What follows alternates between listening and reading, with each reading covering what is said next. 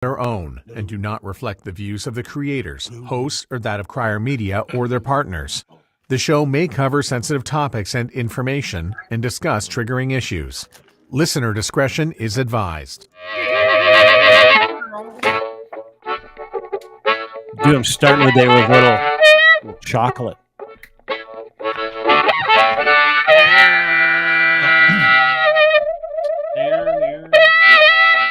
Do you want to run any more errands before we start?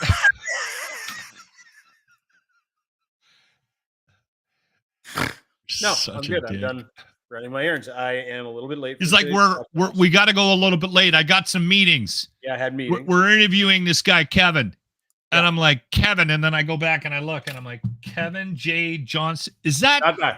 Is that guy? And you're like, guy. Yeah. I'm like, okay, well, maybe we should get on the phone and have a little bit of a conversation about how you want to handle this today. Oh yeah, we did on the way home. Yeah, I was on the way home. You called me in the car. We figured it out. And then he goes, okay, Kevin's on at 1:30 Eastern, 11:30 your time. And then Dean's like, okay, all right, let's go. We're ready. You guys ready? And then he goes, hold on, I got to restart. Then he goes away for 20 minutes. 14 minutes. And Kevin and I are just sitting here staring at each other. Kevin's like, why am I here? No, he's here like, because I want him to come on the show. I think he's funny. What? I'm a little late. It's not the end of the world. I'm busy. You know what I was busy with? I'm just making sure we're ready, that you're ready to go. I'm ready.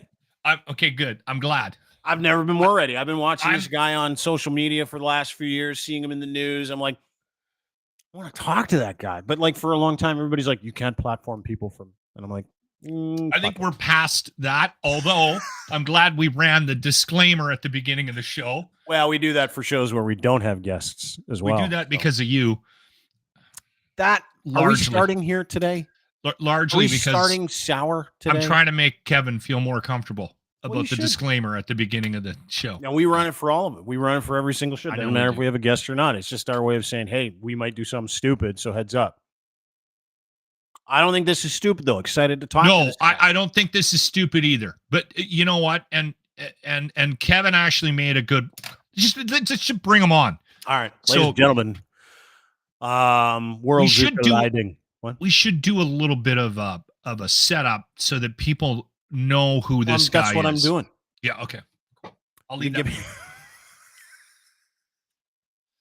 I started to do the setup, and you're like, you should do a setup. I'm like, I'll do it. I'm a little agitated. I know you're agitated. It's because I fucked you over for 14 minutes, and I'm really sorry today. 14? Maybe 15. 24.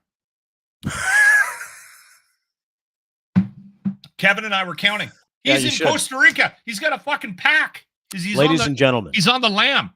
He's got to move. I don't know if you don't know that. I just know he's in Costa Rica. Ladies and gentlemen, over the past 4 or 5 years, there have been some people who have railed against the things that they find unfair, whether or not we agree with them or not. Their reality might be different than our reality, all that other stuff that you're supposed to say before you do interviews like this. Some people took it too far and may have spent some time in jail. One of those people entertained the shit out of me. See, these are things I couldn't say during the pandemic, right? I'm like, this guy's fucking entertaining, right? You'd see videos of him going into like grocery stores, demanding like butter or something, and then getting mad, and then you get arrested in a parking lot. Well, I think there might have been get arrested at another place. There may have been a fist fight with somebody that was stalking the vegetables. We'll go through it. And then he did some time in jail, but he's undeterred. He's one of those dudes. It's like, yeah, go ahead and do what you want to him. He'll pop up somewhere. Ladies and gentlemen, one of Canada's great agitators, please welcome to the program, Mr. Kevin J.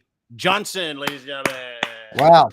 Mr. Blundell, this is a shock, actually. I want to say thank you for reaching out to me because I was always aware of the fact that Dean Blundell, that former radio dude, wasn't really a fan of this guy here. So I just want to say thanks very much for the opportunity to talk to you. Because I've known who you are for a very long time. So this is actually quite a pleasure. Okay. What do you mean you've known who I am for a very long time? Go ahead. When did you first hear? The Dean Blundell show too, right? This Saturday. Like, your name was all over Toronto. Like Dean Blundell was synonymous with radio, synonymous with entertainment. And whatever the reasons are, you're not in radio anymore. It didn't make a difference. You still had a name. It's some of the names that we all knew in Toronto was the Humble and Fred show, Dean Blundell. Great guys. These are the names that we knew. Mhm. So, and I was also watching some of your social media during the COVID bit, because I knew that there was some commentary that you'd made about myself that wasn't favorable towards myself. I don't take offense to that stuff, by the way, because it's all free advertising, no matter how you look at it. I thought, you know what, let's watch Dean and see what Dean's going to do during this pandemic. And your approach was opposite mine. It makes neither one of us right nor wrong. I just thought that every single time that you said something about me, you were granting me access to a different audience that might have agreed with me, possibly not, but might have agreed with me. Maybe. Either way, this is the Dean Blundell show. I'm happy to be here.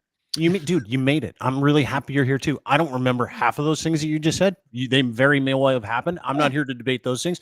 I'm here to get to know you. I don't even care about them, man. I don't care about them at all. Yeah, me neither. Everybody likes to move past it, right? Everybody gets shit talk sometimes. You're in the heat of the pandemic. You had these government industries, different political parties just leaning on us, right? They're like leaning on you. They're leaning on me, all these other people. And I believe this to be true. This isn't even a joke. Locke and I talked about it in the podcast the other day, Kev, is that we were divided on purpose. We were literally pointed at each other like weapons, right? Would you agree with that? Would you kind of agree with that in terms of politicization of a pandemic?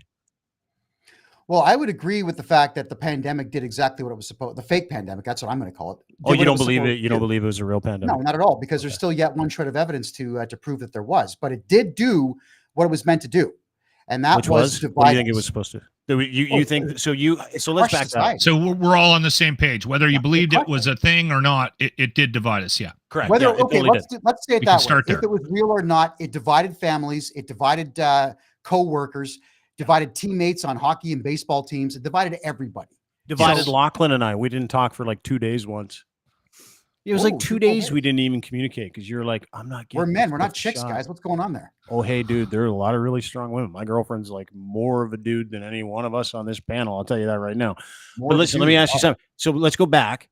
Yeah. So, because I'm fascinated by it, the whole COVID isn't real. Like, you think it was fake for real? Like, you think like, how does that work in your mind? Do you think there's a good strategy point? Okay. Well, I'm trying to figure it out. I'll cut right to the science part. Absolutely. Well, no, you cut it. Well, see, and here's the thing. I will preface it by saying, I am not a doctor, and you are not a doctor, so correct. I'm not going to cut to any science on this show. But if you do, let's do it with the caveat that you have how much medical training? Oh, zero. But I'm an investigative journalist. So I spoke to those who did have medical training. That was my job. And they said it was fake? The doctors that I trusted said it was fake. The Mayo Clinic and the Cleveland Clinic also had zero evidence at the time. So here's really what happened, gentlemen, is the Ontario government's not a fan of me. I am extremely unpopular with places like or individuals like the Peel Regional Police Force. Why? Because I ran for mayor of Mississauga back in 2018. I placed second. I humiliated. You lived in Mississauga? Yeah, I grew up in Mississauga. Okay, so you grew up in Mississauga. Yes. And your thing is that you think the police in Mississauga don't like you. You should see my police file with them. It's all for talking. So you believe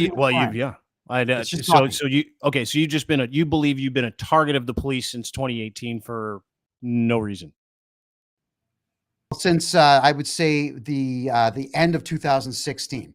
Maybe what I'll do is backtrack a bit here, Dean. You should not know my name.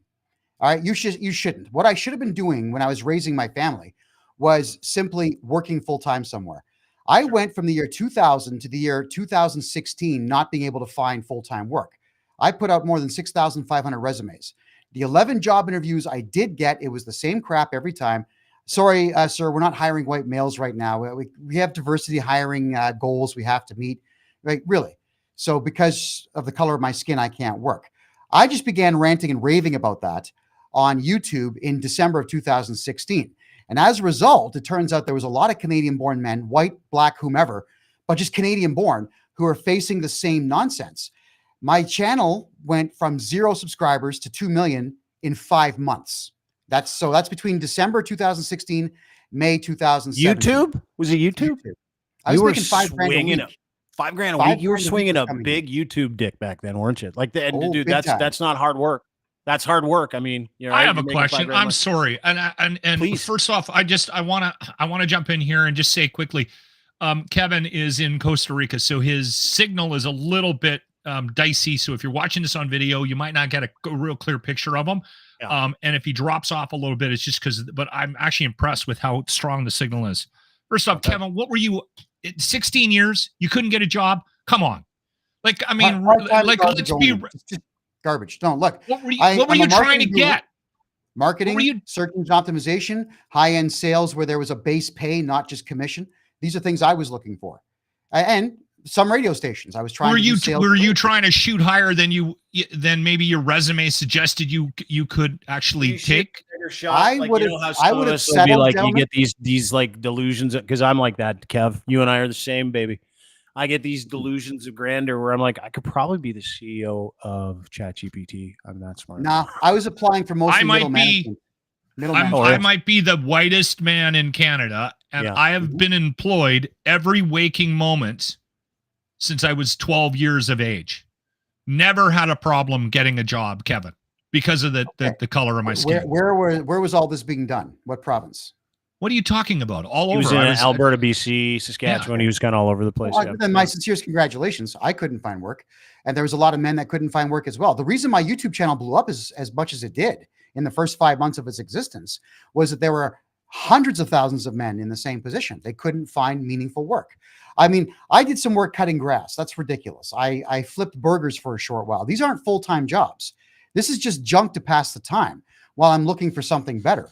And it got to the point where I got so desperate looking for work, I even applied to the Canadian military to be a media liaison officer. And after I scored 100% on the aptitude test, they threw me out of the building because they said, "You're never going to follow orders. Get the fuck out of here." That's what they said. You're too smart for that. Yeah.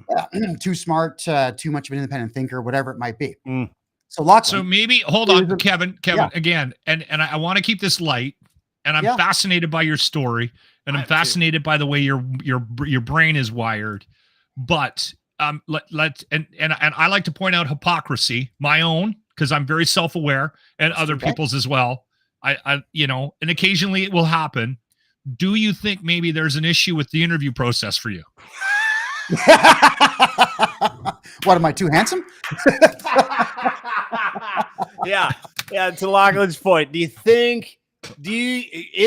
there an outside chance that you just you seize up and like? I have never been asked to leave after I did an interview, and nailed even it. for a job I didn't get. No, I'm sorry, sir. You're going to need to leave the building. It might have something to do with your approach in the interview process. We don't know that. We don't know. I was totally polite with the military guys. They just didn't want a free thinker. I'm on Kev's side here. Yeah. He got fucked over for 16 years. 16 years. He was too good for the jobs he was getting. Don't disagree with you, Kev. And the jobs he could get when they said you can work here, but you're too smart. Probably something there too, right, Kev? Like, hey, listen, it's a burden being a genius. I know it. I know the feeling. Sometimes it is, but look, guys, all I wanted to do was just work full time, leave in the morning, work full time, come home, be with my kids and family. Soccer practice, hockey practice, whatever. That's the life. I'm getting a picture. You're getting mad because life is not working out the way it's supposed to work out. You're a great sales guy, great communicator. I believe on your website or on your Twitter handle, if I'm not mistaken, it says you're the best. Canada's best public speaker, Canada's best podcaster, but also Canada's most censored man, right? The most censored man I can certainly confirm, but everything else would just be bluster. I also say I'm Canada's best looking man, but I'm not basing that on self-aware. That's self-aware. Yeah. I like that. So when you're making your coffee in the morning, are you putting sugar in it or ego? No, he's just joking around about that part. I drink it black. That's it. Boy. I'm changing nothing about my morning coffee. Okay, so I'm gonna get to like the story of Kevin J. Johnson. But 2016, couple years, you're raging on YouTube. Bunch of men identify with you. You're like, yeah, we've been fucked over too. But you went off, which is your prerogative, dude. Free speech. I'm a firm believer. Your opinion was you were getting, if I'm not mistaken, right, is that you were getting fucked over by diversity, equity, and inclusion hires, and Canadian jobs were being taken away from Canadian men like yourself. and that was your outlet where you were like, I need to do something about this. 2 million people then sign up to follow you down that road of, yeah, we're getting fucked too. Is that correct? And that was really the impetus for this version of Kevin J. Johnson, correct? Precisely. You nailed it. I got it. Not bad. There you are. How do you like that? Yeah, how do you like a very popularized version of your life? And I am the kind of guy, Dean, I'm not going to get into fist fights. I'm not going to lose my cool and throw stuff across the room. I took my frustration and channeled it into something. At least I thought it was positive. Yeah. Did you not get arrested for a couple of altercations during COVID? 21 times. Just a couple. But they weren't altercations. We'll cover some of those. Okay. But let's just get into it here. In May of 2017, I had decided that I was going to take my newfound popularity and run for mayor of Mississauga for the second time, which I had done in 2014. Okay. 2 weeks after I made that announcement, Bonnie Crombie, the then mayor, had me arrested for hate speech. And the only bail condition that was given to me is I couldn't speak to directly Bonnie Crombie or be around Bonnie Crombie. Now, what did you say to get you arrested, though? I don't remember that. We'll Google it. What did you say to get arrested? That she alleges you said. I cracked the Muslim joke. There was a video of a Muslim guy scrubbing his anus in a public drinking fountain in Paris. And it's just me in the bottom right corner with sunglasses on, cracking jokes as this guy's scrubbing. And then he drinks from the same hand. And I went, no, that's dysentery. No, we have a new epidemic coming. Like, that's the kind of jokes I was cracking. And that's enough. Yeah. Hang on. I get it. You're cracking jokes, free speech, all that other stuff. It's stereotypical racism is what that is. That's what we call that in the business, right? Where you're like saying, look at that dirty person. He's racist. And you're railing as part of your campaign. This is what I'm gathering, Kev. You're railing as part of your campaign against diversity, equity, and inclusion because you couldn't find a job. So it's going to come across as racist, right? A little bit. I got accused of that all the time. Well, You've said a lot of things that could be considered racist. Do you think? By weak-minded people, sure, yes, I would agree with that statement. But by anybody who's a thinking person, no. Anybody with a higher intelligence quotient who understands I'm trying to make a point is not going to look at my point as racist. They'll look at it as either factual or satire. There are two different ways that our society is looking at things right now, and the ultra dumb are jumping on the bandwagon of he's racist, he's Islamophobic, he's homophobic, he's transphobic, he's a hater, and so on. Yeah. Kevin, the one thing that we've touched on this podcast occasionally is when you end up in waters where you're making it, where you're potentially saying something offensive, I think there's people that are good at it, and then there's people that think they might be good at it and aren't good at it and may get judged for how they're delivering that message. And again, even people that are good at it are still hauled out in the public eye and accused of whatever it is that they're railing against, whatever they're talking about. Like, for instance, Chappelle or a Ricky Gervais or anybody that tests the waters from a comedic perspective and says things that could be deemed offensive. Like, if you just take a transcript of Ricky Gervais' comedy special on Netflix and you read it and I read it out loud without any inflection or any attempt at trying to be funny, it could be deemed as very offensive because Bill Burr's another perfect example. But because they're great at what they do and they can negotiate those waters, you can step back if you're not a weak-minded person or you're not trying to be offended, and you could say, all right, that was an attempt at humor. I might not necessarily agree with it, but that guy made a really good point and it was kind of funny. Kevin, is there a chance that your attempt at satire might not, maybe you're not in the same, maybe you don't have the satire gear. Yeah. Is that fair to say? And is that the reason why maybe some of your content on your YouTube page at the time would have been deemed as racist? delivery is going to be part of the issue with anything that is said. I mean, you can threaten to kill somebody with a big smile on your face and, like just and make it actually, seem you like can't actually, even if you're right? smiling, it's I'm just saying that the mood would be different, is what I'm saying here. It would not I'd be be taken as very serious. scared. Yeah. If someone All right. threatened to kill me with a smile on their face, I'd take that more seriously than if they threatened to kill me with like a frown. that would bother me more. Yeah. Like if someone came up to you, Kevin, was like, "I'm gonna kill you," you'd be like, Well, no, "That no, guy's hold on. for That's sure not gonna a kill me." smile. But if That's some not a guy comes smile. up to me and he's like, "I'm gonna kill you," I'd be like, "You don't mean that." Right. Very different. But Anyway, go ahead. I think the point that I'm making here is that in delivery, some people will interpret my particular methodology of delivering information with the eyebrows going up and the smile on my face and the quick head movements. Some people are frightened by that, and mostly women, let's call it what they are, and mostly very, very weak males on the far left side of things. Weak people will always look at somebody who delivers information like me or Chris Sky or Bill Burr.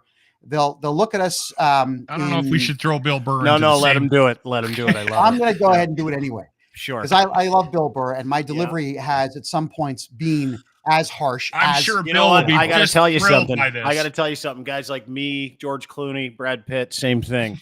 We deal with the same Well, you're as issues. good Go looking ahead. as they are. So, Yeah. All right. Go ahead. All right. The point I want to make, though, is that it's up to the individual to interpret what Sure. they think the person's trying to do or trying to say. All right. Which is all too right. I don't bad. disagree with you, Kev. I don't disagree with you. Let's look at a couple of things. And listen, this is not gotcha. I just brought this up because I'm like, okay, let's look at some of the things that you said and let's go through them and see if they could have been interpreted differently. This is 2022. Well, here, They're not trying to hide former- anything there, eh? Racist Calgary mayor candidate. Yes, CBC starts everything off that way. Everything. Yeah, That's they meeting Grant for definitely that think stuff, you're by the way. racist. So Oh, hold on. We used racist last week. What are we going to use this week? Let's Racist. go They don't with have anything fringe. else. Kevin J. Johnson arrested in the U.S. after failing to show up for jail sentences in Ontario and Alberta. Did you go on the lam, fella? I didn't know this. You got arrested in the I States? remember this. I remember that Racist picture. former Calgary mayor's candidate Kevin J. Johnson arrested in the U.S. after failing to show up to a Toronto courthouse to begin serving an 18-month jail sentence. Okay, we'll get to that in a second. U.S. Customs and Border told CBC Johnson was arrested Tuesday for illegal entering the country. A person found, quote, wandering on foot. Was that you? Were you wandering around We Montana? talked about this when because he don't tried remember. to cross the border and then got stuck in a snowstorm. And Is that- wasn't there somebody that was supposed to pick you up and the car broke down or something, or they couldn't find you and they went back to the Motel 6 or something? Like what was? Well, there's a whole bunch of questions in that one. So essentially, the seventh attempt on my life was enough for me to say, this Canada thing's not really working out for me. Who tried to kill you? The last one was quite serious. They came at me with hammers and a baseball bat. I split. And the only reason I got away from the crowd that was trying to do as much damage. Who came after you, Kevin? Sorry. Probably the Antifa clowns that were always coming after me during the last couple of Okay, so political do you, runs but you I've know made. who the? Do you have any? And did I you don't get know video who with that- this? No. When someone's You don't? when someone's wearing a mask, You run. you don't know who they are. What I can Or tell you're you though skiing. is that one of my friends screwed up, and she let everybody know accidentally where I was living in Calgary, which I told everyone, if you're coming over, your mouth is shut. Yeah. So Antifa got their hands on the actual pin, the Google pin, as to where I was, or someone who's affiliated with them. Those And tricky this was just a bastards. few days before Christmas of 2021. That is when the guy says, "Hey, Johnston," and two guys came busting through the fence with hammers. Now the fence was really flimsy. I was renting a house from Pastor Artur Pawlowski at the time. I split. I went across the road, hopped the fence, Jesus. and there was more of them waiting for me. I made a right turn, and the only reason I got away, Dean, is because You're there was a hole in faster? the fence. No, not because I was faster. There was a hole in the fence that I knew about that they didn't, and I just went straight through, You- rolled, Just like gone. the Millennium Sneaky Falcon bastard. in Star Gone. Wars Return of the Jedi, Kevin- where you're like right into Kevin- the mouth of the worm, right? Yeah. Kevin, go there's ahead. a lot of holes here. Let's just No, try to no, fill just one. wait, Why, just why wait. is I'm Antifa not after done, you? Lachlan. Yeah. Okay, I'm all right. not done. Hold on, I'm not done. It gets more violent. Well, no, just that was the attempt, the last one for me. I'd had enough. I truly had enough of all the attacks. Okay. Look, they trashed my car. They lit Pastor Art's garage on fire, knowing that I lived 2 doors down from this guy. I think he lit that on purpose. I think he did that I don't himself. think so. I've known the guy a long time. Not a chance. Sorry. They stole a lot of my stuff. They stole my signs. I was attacked by Antifa live on Facebook. The cops let them go. All kinds of crazy crap had been going on, really. So I'd had enough. I said, you know what, this Canada thing, it's not going to work for me.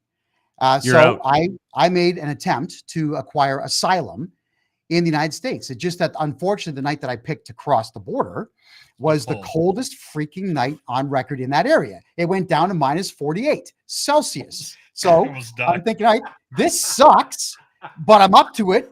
And I buried myself in the snow and just waited for the sun to come up. And as soon as the sun came up, the temperature went right up to about 10 degrees Celsius. I started making my way towards the small town that I was planning to go to, and then put forward my application. There you go. Were you cold? Yeah, it sucked. Did the United States take you? Well, the Border Patrol had picked me up. I'll tell you why. Because there was a set number of women who were expecting me, and they panicked. I said, look, I want to be an American or I want to be dead. Just leave me to die. That's the decision I've made. They ignored me. And they said, one does. He's looking around. He's cold. Go get him. So they were looking for me. And that's what do you mean? Hold it. Women back in Alberta that were worried about you. Women in the United States. Women in the United States. You had some. Did you like you had a couple of hookups down there that you were like ready to go hook up with a couple of ladies? Is that the deal? You had like a harem of women waiting for you? Nice. Was it Tinder or Blundell? Was it Hinge? Were you on Hinge? I'm saying very nice ladies. That's all I'm saying. Okay, so you say to yourself, if I'm to understand this correctly, right? I'm leaving Canada because Antifa wants to kill me. Antifa's after you with bats, and you're jumping through holes and fences and shit. And you're like, that's the last time that happens, guys in ski masks. Sorry. No, so you go. You decide. All that lower face crap that they wear. No one has ski masks. You just meant like a. So you had at least responsible murderers at your house that decided they didn't want to be sick, which is nice. So anyway, they were.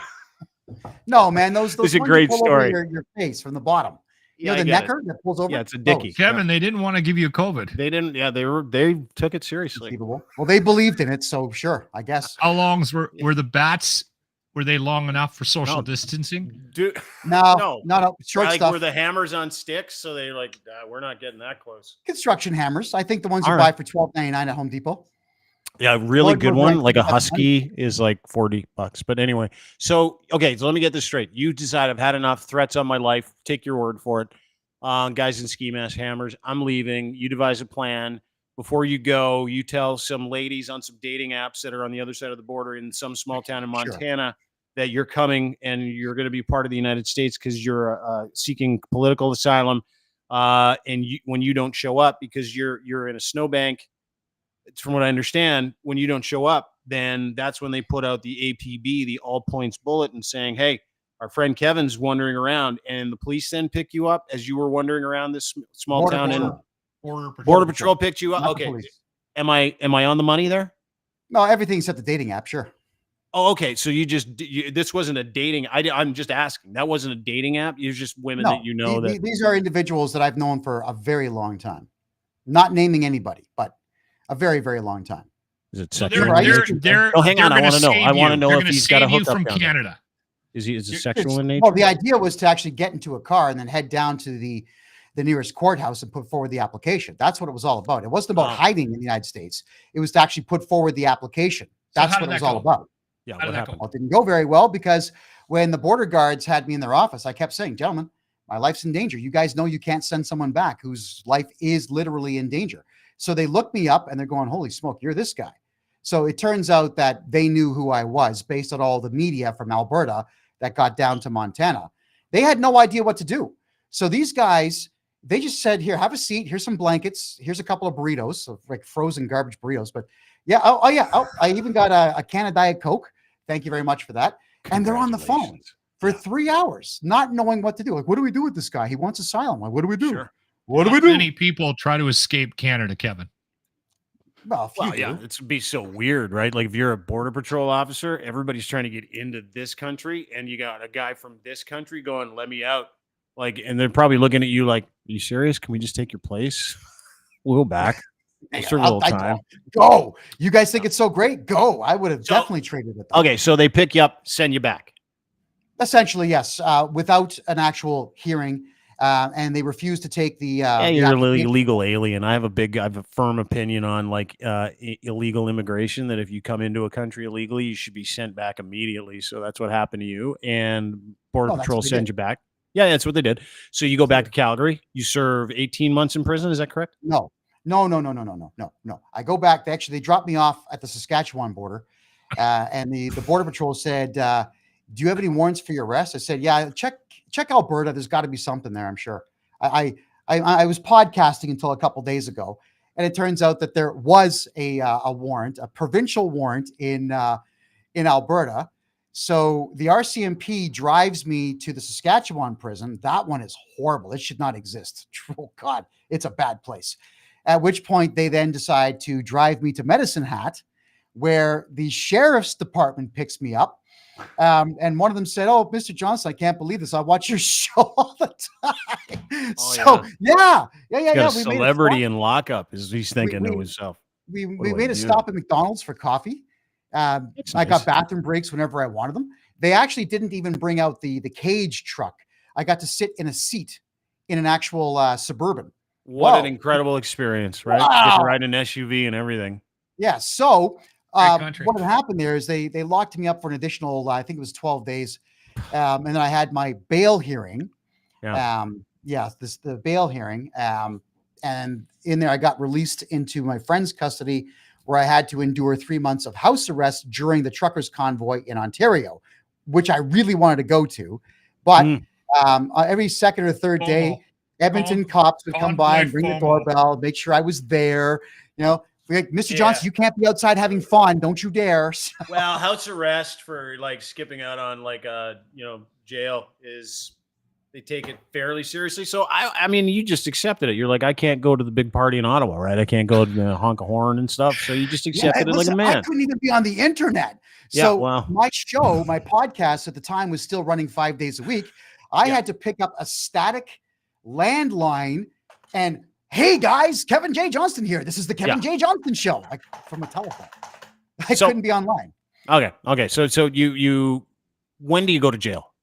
When do I go to jail? Yeah, like that's what I'm trying to get at. Like you're taking me through the minutia of the experience, like Saskatchewan, Medicine Hat. I want to know how jail was. And is Antifa still chasing you? Yeah, where are they now? Well, they've pretty much disbanded now. Like in Alberta, they're non-existent. No one's paying them anymore. Hey, that's the thing, right? That's your new gig. You can start Antifa up in Alberta. There's a huge gap right now. Well, someone's got to start the forest fires. Yeah, go ahead. So there's no political reason for them. Like they're not trying to stop me or Pastor Derek Reimer or Pastor Artur Pawlowski from running for office anymore. So I think Artie's got his own issues there too, right? Like he's been married 40 years and his wife's like 52 or something like that. So you might want to look into that. But anyway, he's a year younger than I am, and his wife is 2 years younger than him. I know the family. Yeah, I'm sure. Anyway, so you go to jail when? I go the first time in Alberta. I went to prison for 7 weeks during the mayor run. I polled number 1 in the Calgary mayor race. They couldn't have that, of course, because I was promising to put the whole city back to work, to get rid of the mask mandates, to get rid of social distancing, and to arrest all the key brass who worked for Alberta Health Services who forced this nonsense on us in the first place. So that's when they arrested me, was 2 hours after that poll came out. And I was gone for 7 weeks. And there's no reason other than you scored favorably in a poll in a mayor's race, and that's why you went to jail. My disclosure is hilarious. They went looking through every single video I had ever produced, which at the time was over 5,000. They were looking for sedition, traitor callings, intimidation, counseling to a crime. They looked for everything and they couldn't find it. In fact, the RCMP came back saying Johnston is no threat. So they got me on causing a disturbance for not wearing a mask. So 7 weeks for not wearing a mask. Yeah, I'm familiar with that story. You never pulled any higher than second last in the Calgary mayor's race from the time of your announcement. It was an independent poll. Oh, that was released. Different poll. Good. It was released by a Christian group that I didn't know. I had no idea who they were. Well, We were just very happy they to see believe it. in Noah's Ark. Are we really going to take anything I don't they care. say about present day? I don't care. Seriously? Obviously, Dean, it was taken seriously enough for them to come and get me. Well, or I'm just throwing this out there as like a little trial balloon. Or maybe your story is inaccurate about what it is that you got arrested for, and maybe you got arrested for jumping bail. Maybe that was it. Causing a disturbance. In May of 2017, it was causing a disturbance. Well, that's how they got me out of the campaign for 7 All right. So weeks. when do you go to jail though? Like give me the jail stuff. I want That was the jail. He- That was jail. That was prison. But this wasn't during COVID. Yes, it was. Oh, 20 okay. So yeah, this is all right. The 2021. timeline's a little crazy, but This is okay. 2021. Let's get back on track here. So now you're May running. You get out of 2021, I'm jail. running for mayor. Okay, here, look, guys, I'll simplify it. I'm running for mayor of Calgary, May 2021. I get arrested. All right, I started running in February. They arrest me in May. They hold me till the first week of July. Yeah, but you're still beaking off getting in fights at No Frills and shit. Like you got arrested at a fight at a fucking grocery store. Dude, you got to include all of it. Like you can tell a story here. I'll let you tell your story. I'll be super nice. That was April of 2021. Whatever. Hey, you guys want to hear the story? I'll tell you the story. Dude, I saw it. No, I watched you go in and bait people at a grocery store. Listen, I love these conversations. I really do. But you're going to have to include all of it, right? Like you can't you can't just invent these ideas or invent like back to April stuff like that. Back to April, Kevin. April 2021. I get invited to speak in Dawson Creek, British Columbia. We packed everything except soap. I said, gentlemen, I am not under any circumstances going to share bars of soap with you. So we went to a No Frills run by some guy named Dave. We walked in. I'm not going to wear a mask. Yeah, they name it after the guy all the time. Dave from No Frills. That's him. Dave's No Frills. Sure. And I buy a 2-pack of Irish Spring soap. The cashiers say, well, we're not going to serve you because you got a mask. One of the cashiers assaults me, punches me. I said, no, I'm not doing this. I just put a $5 bill down on a $2 bar of soap. And as I'm walking out the door, this Dave guy, he hits me, pokes me right in the chest. And then we said, whatever, I'm leaving. And as we leave, Dave comes out looking for trouble. And when I had my cell phone up filming his face, he turns around and slaps my hand. So I gave him that. I used the minimal amount of force necessary to end Dave's second assault of me. That's all that it was. But the RCMP officer that comes in, he came in shouting and screaming at the top of his lungs, "You're under arrest! Get in the car! Put your hands, man! You're mad!" Did he talk like that? Oh, well, to me, that's what it sounded like. You guys can see the video. He shouts the whole way through the video. It's on YouTube. Bring it up here. It's all free to watch. I'm going to bring it up here. Yeah, I'm going to. Please bring it up. Then if you notice, he was so bad, this RCMP officer was so bad at doing his job that when he handcuffed me, I was still holding on to the bars of soap. And I had to throw the bars of soap with my hands cuffed behind my back saying, guys, take my soap. I'm not giving the soap away. So I got a night in prison for that. I made bail the next day. And then I guess about a year ago, the charge got turfed. So here's a question I would ask you. Here's a question. I want to get to the second. We'll get to the video in a second. Here's a question I would ask you. What I've gathered so far from all the stories of Kevin J. Johnson's experience over the past several years is that you've done absolutely nothing wrong and have deserved none of the things that have happened to you, and you've been targeted, right? I have done something wrong from the left-wing perspective. That is something. No. The left wing does not run the judicial in this country. Sure, they do. No, they don't. I've had over 380 court appearances in the last 7 years. I can tell you, it's extremely far left. Well, I am not a fan of it at all. So of course, I wouldn't either if I had been arrested 380 times or whatever it was. Those are court appearances, but but so I'm a big fan of this thing called self-awareness or personal responsibility, right? I don't like getting arrested. I'm not a big fan of getting arrested. I also love it when people explore their own reason choice, it's called. So in the big picture, you've encapsulated 8 years of legal issues you've been going through that arise from anger and emotion, right? Frustration, not anger, but yeah, frustration. Frustration stems from anger. We can go through the actual psychology of your mind if you like, but we'll do it off air. Is that you have, for all rights, tough time getting a job, life sucks, 16 years can't find one, do a YouTube channel, you become somewhat of a celebrity, a provocateur. people start donating to you. A lot of GoFundMe's there, right? You're like, okay, great. I'm on the drip. I get it. It's the same for everybody in this industry. So take no, I'm not insulting you. Yeah. And the more you escalate, right, you connect with groups of people, the more, maybe some of the money you make and stuff like that.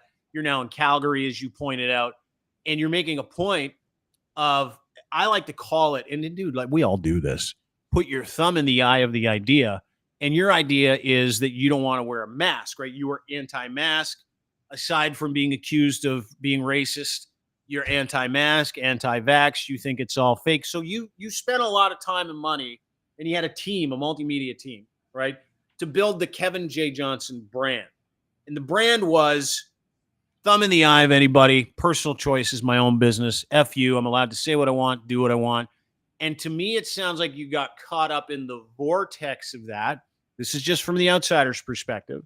And it came from a series of things that you did. So we've all curated our own impression of what Kevin J. Johnson is. And it's becoming more clear to me as I talk to you. And I'm really enjoying this conversation, to be honest with you.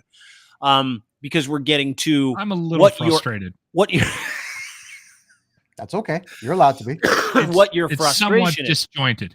And the frustration that I hear coming from you is that you're not allowed to have things that are nice. You're not allowed to be a Canadian man that works. And so this is full-on resentment theater. Here's the video from you at No Frills. This is what you got arrested for, to your point. Let's watch it together. Okay, so this is me putting the camera in the guy's face. Yeah. This is Dave coming out. So far, all right, so far you got your camera in the guy's face. Not a lot of people like that. I'm a big fan of not doing that to people, but whatever. Let's do that. I was not going to touch this guy. No, but you went into the No Frills and caused a scene on purpose without a mask, right? Yep. There we go. I paid for soap. I didn't get my $3 change back. Okay.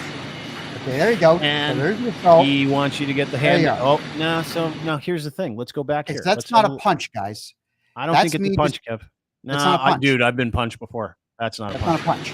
No, he's trying to get your phone I know out what of the the hand. law is. The law is I have to use the minimal amount of force possible to end his assault on me. That's it.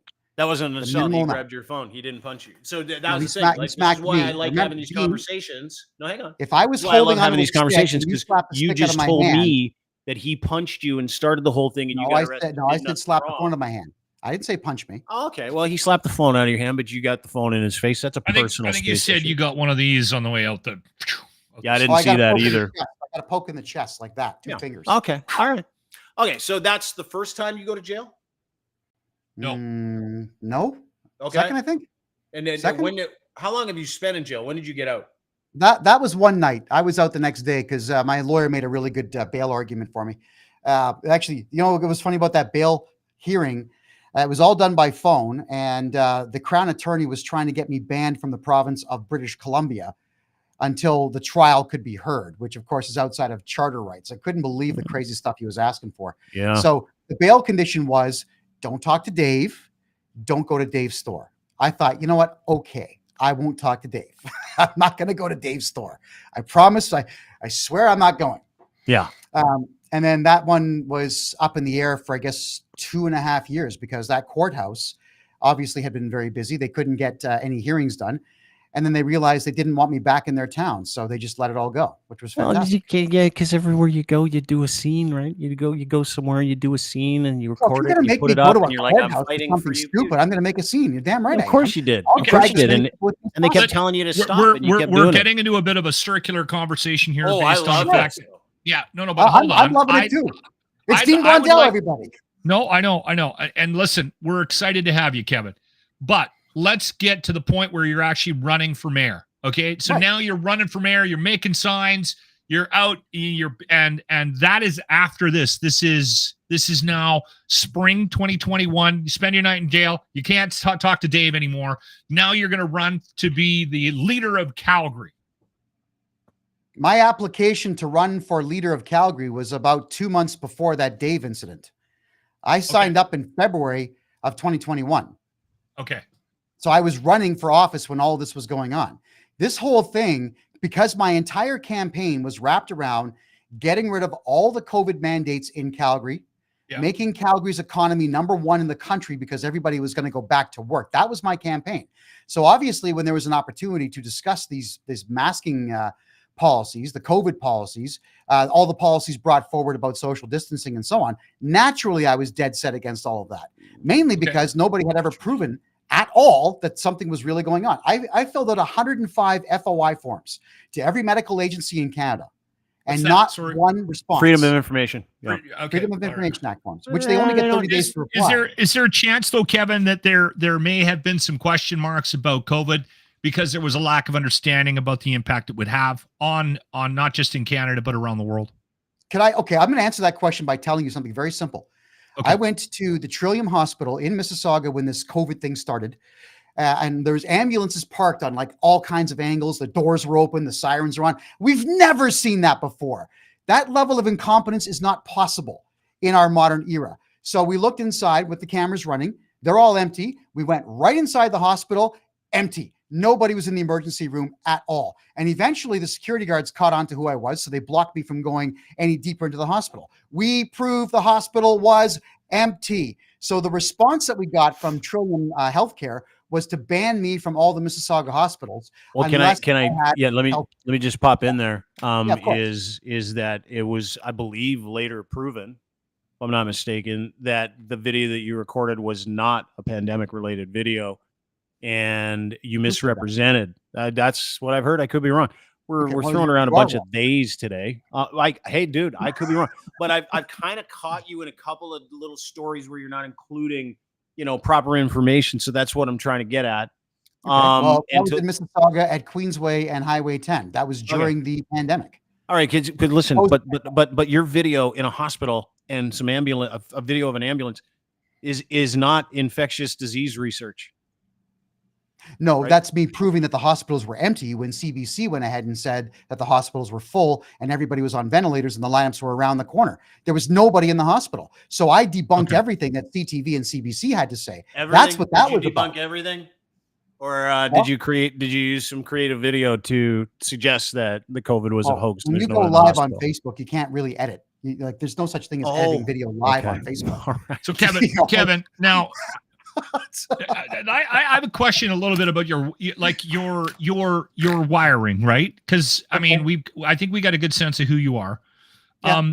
Do you feel like you have been put on the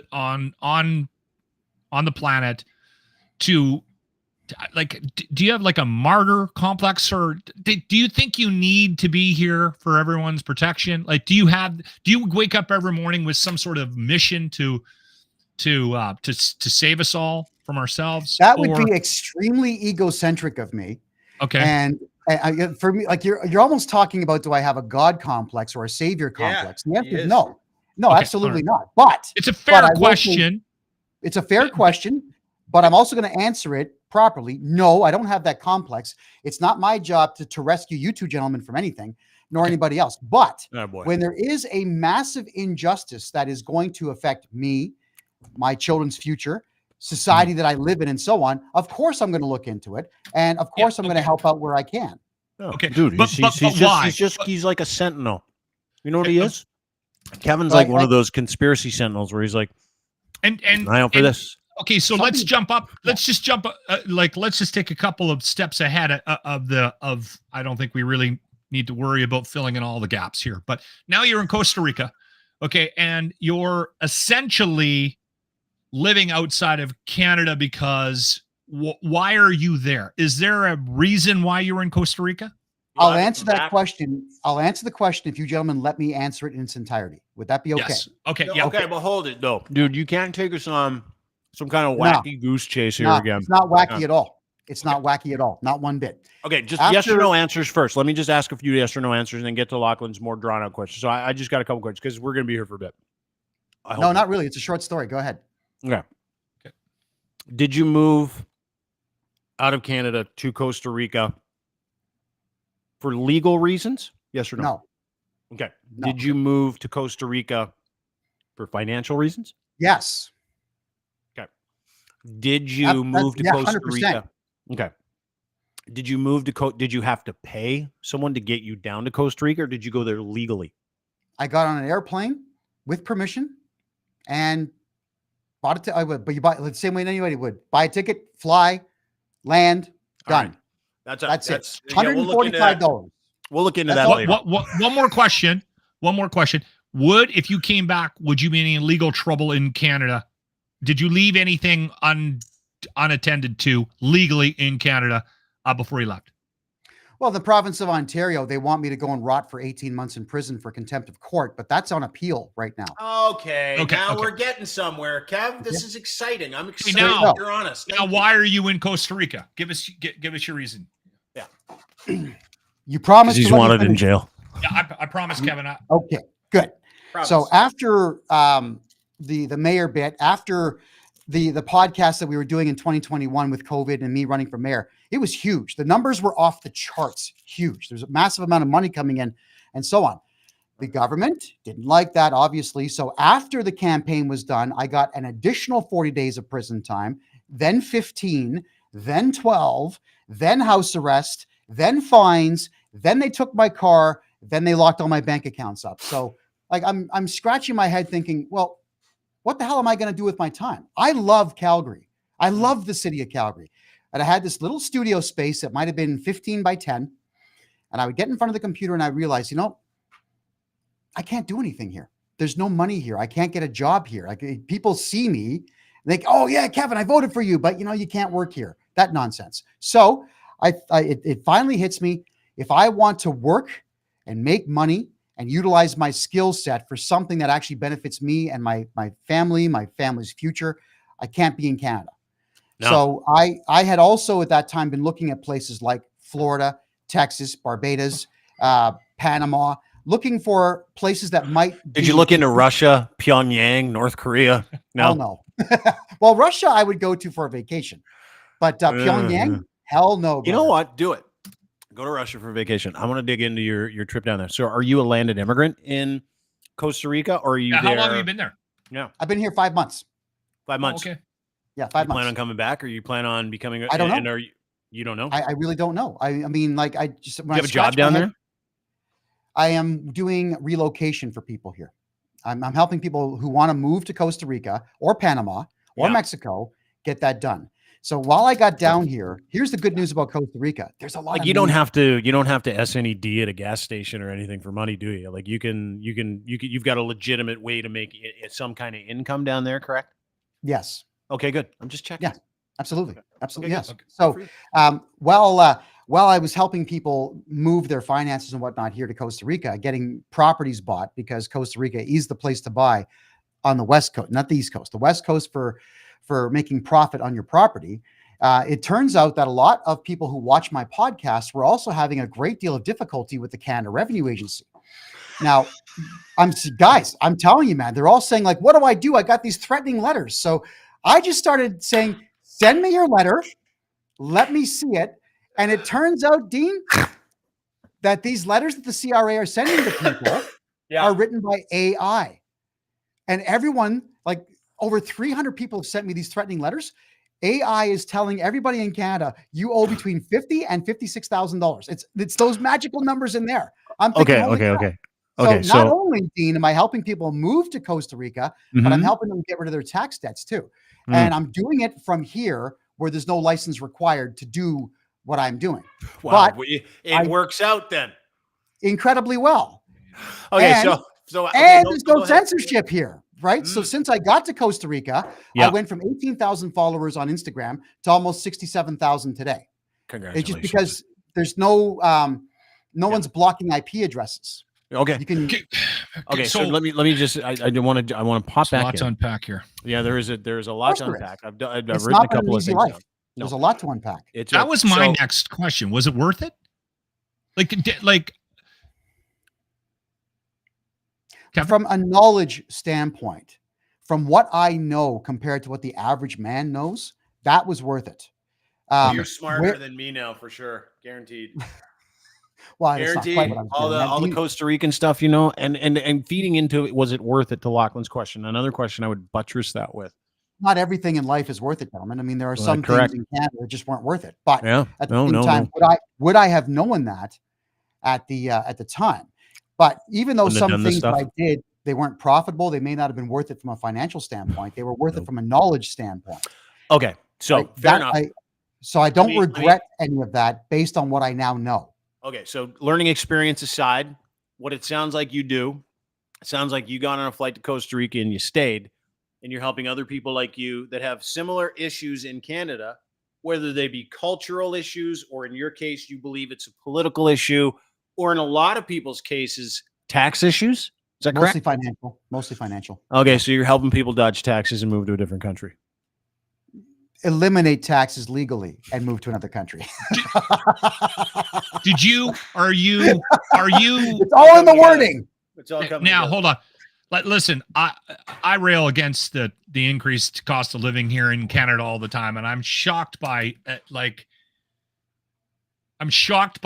people's defense of every increase, right? And I'm the reason why I'm shocked is because Canada, we're taxed like crazy, and it's getting more and more difficult to live, and we're getting more and more homeless. And you know what? Listen, and everybody goes, it's only 3 cents on the dollar. Like, I love those conversations.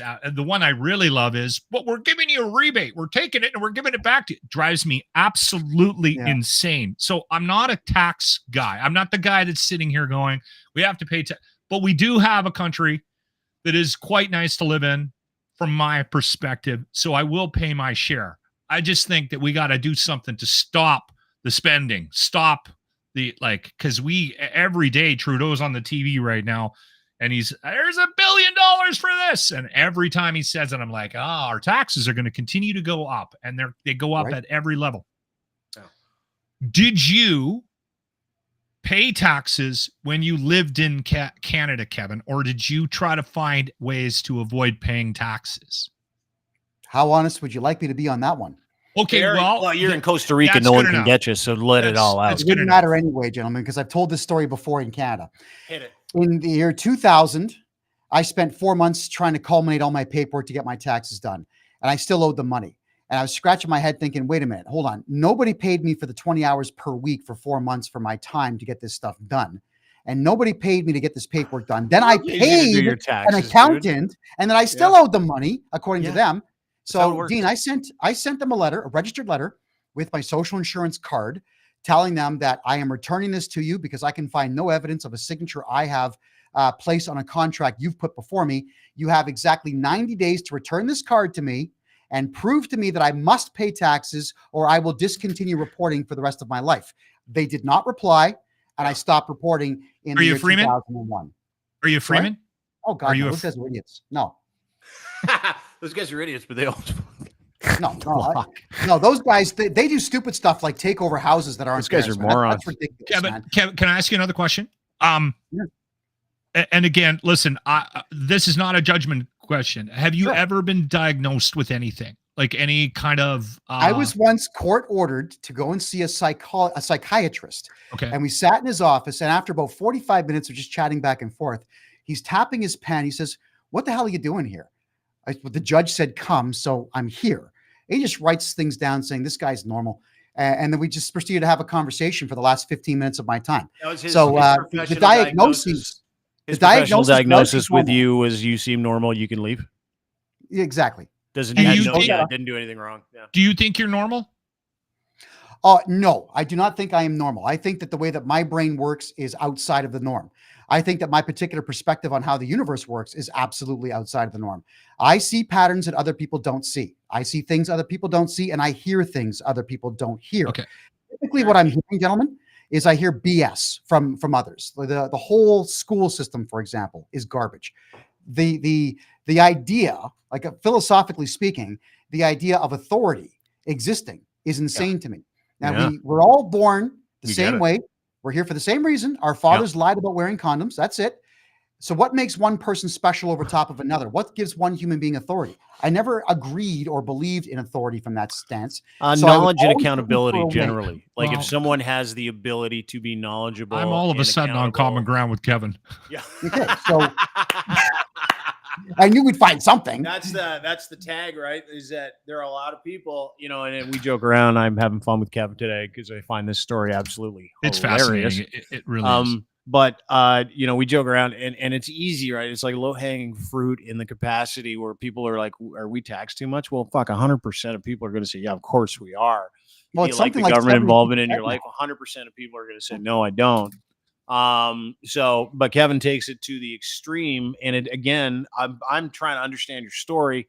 So your displeasure started in 2000 when you like sent the government your sin card and you're like, I'm out of the tax game. Does that have anything to do with you not being able, that seems to coincide with you not being able to get work? It does, doesn't it? But no, at the time I was actually running a business and I had Kevin, I have another question, and I think listen, the fact that you spent this much time with us is fascinating. I like Kevin. I like Kevin. He's funny. He's a good guy. I think you're a very funny guy. I do. I think I think your approach, maybe here's my thing, right? Like I also have a brain, and I got to stop myself from doing this every once in a while. I'm very skeptical, and I do think that people are out to get me. Like I've been wired like that my whole life, and so I'm on board with the, you know what, people are trying to screw you. And when it comes down to money, there's always going to be somebody that's going to try to get into your pocket, right? Yeah, always.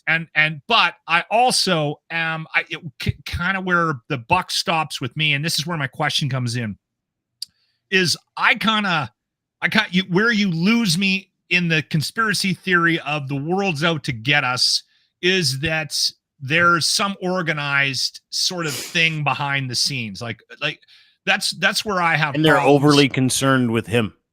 Yeah. Yes. Well, no. So hold on. But also that there's this group of people that are like, that they're behind the curtain and they're pulling strings and they're planning pandemics and they're just trying to like pit us all against each other. I don't think that our political systems around the world are organized enough.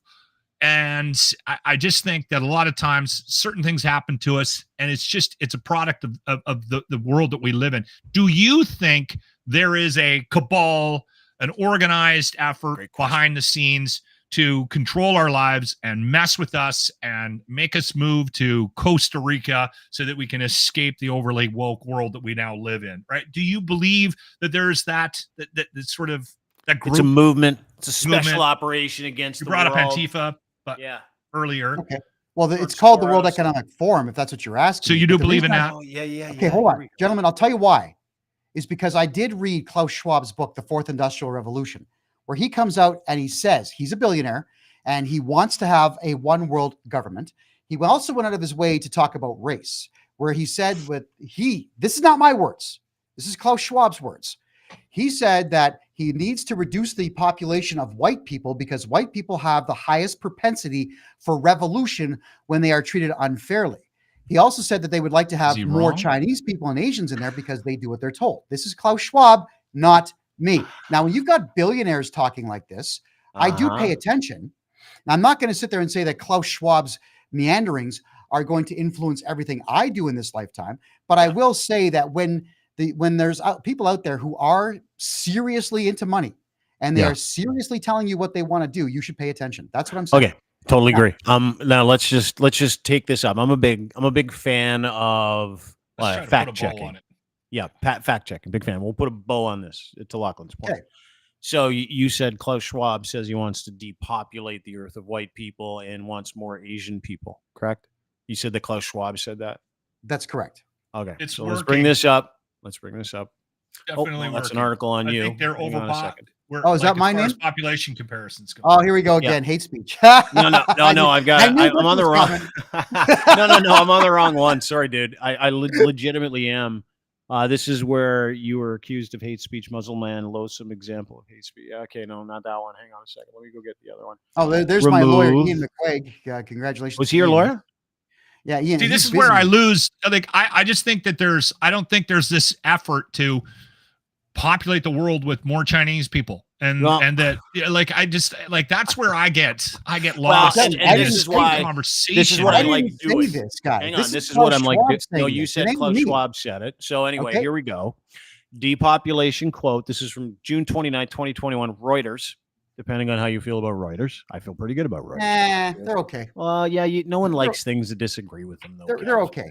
Depopulation quote has been misattributed to Klaus Schwab. Quote about depopulation has been misattributed to the founder of the chairman of the World Economic Forum, Klaus Schwab. Social media posts have shared an excerpt saying to be taken from a book written by Schwab called COVID-19, The Great Reset. The excerpt reads, 4 billion useless eaters shall be eliminated by 2050. Means of limited wars, special epidemics, fatal rapid-acting diseases, and starvation. The population in Canada, Western Europe, United States will be decimated more rapidly than other continents until the world's population reaches a manageable level of 1 billion, which 500 million will consist of Chinese, Japanese races selected because they are people who have been regimented for centuries and who are accustomed to obeying authority without question. A search showed that the extract cannot be found in Klaus Schwab's book at all. It does, however, appear in a book by John Coleman called Conspirators, the Hierarchy Story of the Committee 300. That is where the quote came from. It was from an anti-Klaus Schwab book. It is not an attributed Klaus Schwab. Right, but you picked the wrong book. I said Fourth Industrial Revolution. I didn't say COVID-19. No, you got the book. That's because it doesn't exist in that book either. So it doesn't. Yeah. So that's well, okay, no, but again, right, Kev? Stay with me, baby. Stay with me. I'm staying with you, sweetheart. All right. Well, again, you're looking at gaslighting people with what is absolutely not true that you believe is true. I'm not saying you're doing it intentionally. You believe that is true. We have just asserted that is wrong. That is not true. You've asserted that it's wrong using routers or Reuters. I can probably get about 1.5 million different examples of that story written by other people. We might get stuck here. I'm just warning you. I like it. I'm not going to argue the point. You're saying that he didn't say that. I'm saying that he did. It's cool. Let's agree to disagree. No, but there's no proof that he did. There's only proof that he didn't. Well, but anyway, continue. Well, how about his maniac compadre there, that Yuval Noah Harari? That's the guy. Dude, I can't believe anything you say now after that whole mess. Wait, have you actually listened to what Harari says, though, gentlemen? Well, I'll look into it on my own and use reason choice, but I can't. I did. No offense, these gentlemen actually filmed themselves, and we've played them on my show, and people are scratching their heads thinking, how is the general public not seeing these things and paying attention to it? Well, you know what my opinion would be the general public isn't paying attention to them and they're not happening. Kevin, are you still podcasting? Yeah. On Tuesdays and Thursdays, the Kevin J. Johnson Show at 9 p.m. Eastern time. What are we talking about this week? Well, last night we had Rob Anders on the show. He's a former member of parliament. He used to work with Justin Trudeau very closely. He's also a banking expert. It was actually part 2 of a 3-part series talking about how Justin Trudeau is going to allow the Canada Bank Act to expire next year on June the 30th, meaning that all the Canadian banks will lose their charter. So again, gentlemen, that wasn't me saying any of that. That was Rob Anders, who was a parliamentarian for 18 years, coming forward. I was asking questions. He was answering questions. That's what I do on my podcast is I will bring in professionals that make their statements, and I will also do as much checking as I possibly can before and afterwards. We've had some fruitcakes on the show. Not going to lie. We've had some real fruitcakes on the show. But we've also had some extremely competent people on the show too. How do we find you? How do we find your podcast, Kevin? freedomreport.ca. That's freedomreport.ca. And it's just on a webpage. Yeah. Have you been deplatformed from YouTube? Oh, of course I have. Like, I don't know, 15, 16 times. Yeah, probably. Okay. We're humming over there. So people would have to find you on your webpage as opposed to freedomreport.ca goes directly to my Rumble channel where there's about 1,700 videos right now. Okay. Wow, you've been busy. Is there a chance you're on Twitter? My guess is yes. KJ. Yeah, I got my account back after a couple of years. Elon gave it back. God for Elon. Hey? Yeah, there you go. So, KJJ TV 13. KJJ TV 13. You can follow me. This has been fascinating. I'm I enjoyed it. Yeah, I am. Yes, you're an interesting duck for sure, Kevin.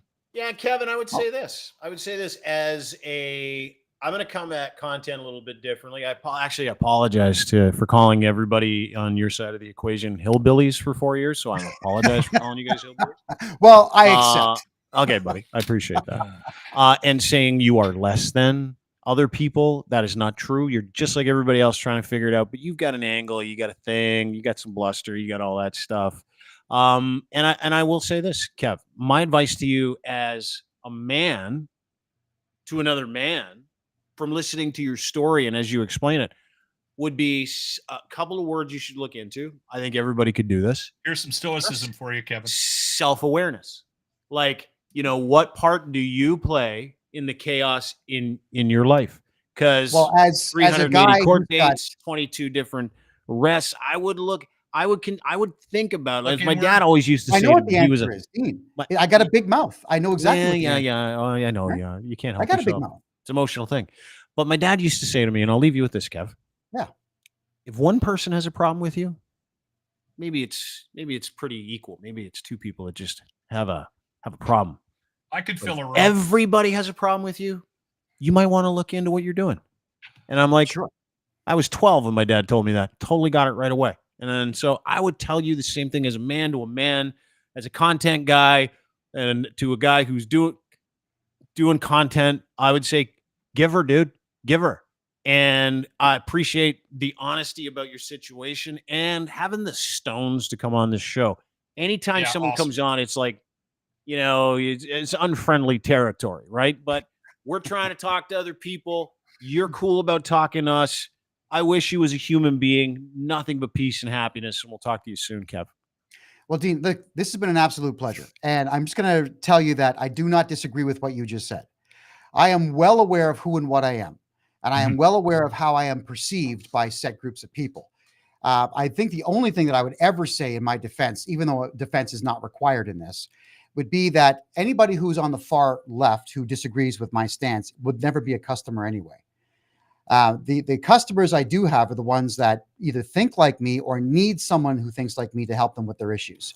And I'm okay with this. That means, Dean, I'm probably relegating myself to about maybe 30% of the population that can tolerate me. 70% that can't. Yeah, it's not a great business model. If you're going to be in the content game, you want it to apply to everybody, right? Yeah, Kevin's doing okay. I get what you're saying. I don't think we're going to push him into the middle here. Well, not today. I would much rather be in the middle, guys. I would much rather the country be the country that I grew up in. Canada was a phenomenal place. I adored. Do you miss my time in Southern Ontario from 1970. I think about 77. I became cognizant of the world around me. You miss it? Right around when they brought in seatbelt laws. Do you miss Canada? Do you miss Canada? Remember standing on the back seat of the car and sleeping on the back dashboard of a 72 Impala. Do you miss Canada, Kev? You coming back one day? Probably one day, yeah. Look, don't get me wrong. The country is beautiful. I've traveled the whole country now. It's beautiful, especially Alberta. I adore Alberta, and I love the layout of Calgary. I've got so many good friends and family in Canada. But the politics, I can't be a part of it. It's I find that to be hilarious too. Is that when people go, I can't because of the politics, you do have a choice not to pay attention to it. That is true. Does. It's like, fuck, I'm moving out of Edmonton because the radio sucks. It's like, are you really? I'm still, guys, I'm interested in economic opportunity and what I'm doing for people here, I really can't do in Canada. No kidding. Because a bunch of people dodging taxes down there. Anyway, talk to you soon, Kev. Thanks, buddy. Definitely. Thank you, gentlemen. I appreciate it. Anytime, Kevin J. Johnson, ladies and gentlemen. That was entertaining, Kevin. Thank you. Yeah, that was good, wasn't it? Yeah. Dude, you did great. I'm still angry at you. Hey, I just got to restart and then you went and had a meeting. I have, dude. I got Hey, Kevin, nice to meet you. Hey, I'm restarting, which I knew is bullshit. I restarted my computer at the start, and then I had a phone call from our new podcast hosting partner. 25 minutes. We just did a huge deal with them to pay you. And I appreciate that. I appreciate that. Thank you. So, and I didn't tell you about it ahead of time, and I knew I had a crunch. And it was one of those decisions where you're like, okay, I got two things going on at one time. I can inconvenience Lachlan because he's my friend, but I can't inconvenience our new business partner. You know what you do? You know what you do, Dean? You inconvenience me when the Muse girls are on. Then I can have a nice, pleasant conversation with the two nice-looking ladies. You don't do it when, hey, Kevin. Kevin in Costa Rica. You know, the best part of that was the only reason I It's felt like, you bad son of a bitch. is because he showed up like early. You showed up early. It's like 1:25. We're supposed to start. I don't even mind Kevin. I don't. I'm just trying to give you a hard time. I know. It wasn't that bad. Hey, by the way, I was doing some reading on Kevin. And the guy he said was on his show also was prosecuted for tax evasion. Well, there's a lack of accountability here, and here can I say this? I think you got extreme sides of the equation here, right? You got, I think we are overly, and I know that it drives the left crazy. We are a little overly woke right now, and I think that needs to be said out loud. Totally. But then you got a guy like Kevin who's hiding from paying taxes in Costa Rica. I mean, let's boil it down, to what it really is. To your point, and I'll be real quick. All the reasons he gave us for his persecution and why his life went the way it would is because of the thing you just said. Well, and it wasn't because he's a white male. No, he said the government might have had something to do with the fact that he relinquished his SIN card in 2000, right? Like, you know what I loved about that is where you're like, does that strangely coincide with the same timeline of you not being?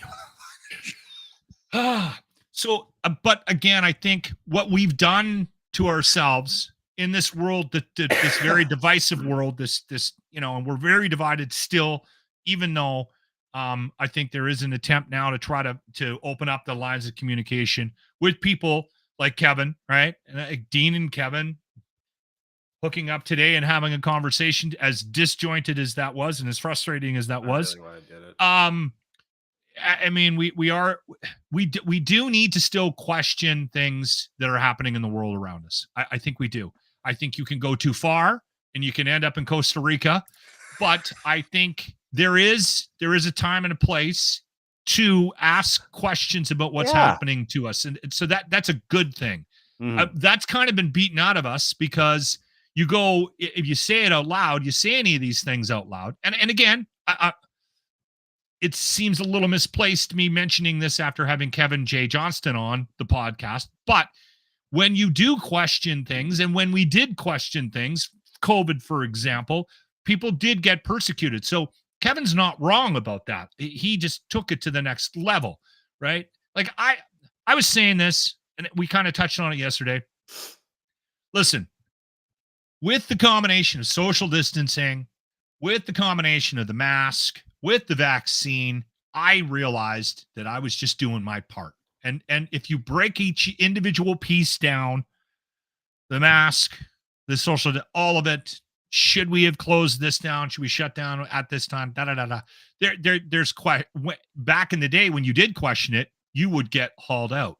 My problem was, and I brought this up countless times, was that we were not allowed to have these conversations. Even if you were in the middle, not crazy, but even if you were in the middle, you weren't allowed to, and you were scared to bring up anything that questioned authority. And that's a problem, and that needs to be investigated. And that's what Kevin's not wrong about. Yeah. Right? Like, I guess. But let me ask you something. Okay. Because what I noticed in that interview, which I thought was interesting, is that he didn't mention masks. He didn't mention COVID. None of those things. Brought up that he didn't wear one, right? Like he's never put one on. Whatever. Good. He didn't vaccinate, clearly. But even if he did or he didn't. That whole thing, the whole story that we finally got to at the end piece, right? The end piece was down here helping other people who don't want to pay taxes not pay taxes. Essentially.